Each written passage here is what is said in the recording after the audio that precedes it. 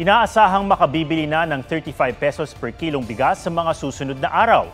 Sa bisa kasi ng idineklarang food security emergency, may lalabas na ng National Food Authority o NFA ang nakaimbak nilang bigas. Kabilang sa mga mabibilhan ng 35 pesos sa bigas ang mga Kadiwa Center. Ayon sa NFA, lugi sila ng 12 to 15 pesos per kilo sa presyong yan.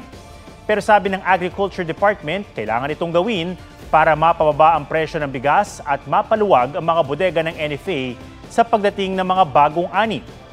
Ayon naman sa Federation of Free Farmers Cooperative, tatamaan din ang kita ng mga magsasaka dahil bababa sa 17 to 18 pesos ang bentahan ng palay.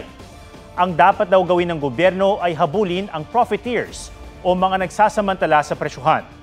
Ang bigas namang may maximum suggested retail price na 58 pesos per kilo, ibababa sa 55 pesos per kilo bunsod ng pagbura sa world market. Sisimulan yan bukas sa Metro Manila. Sa February 15 naman ito ipatutupad sa buong bansa.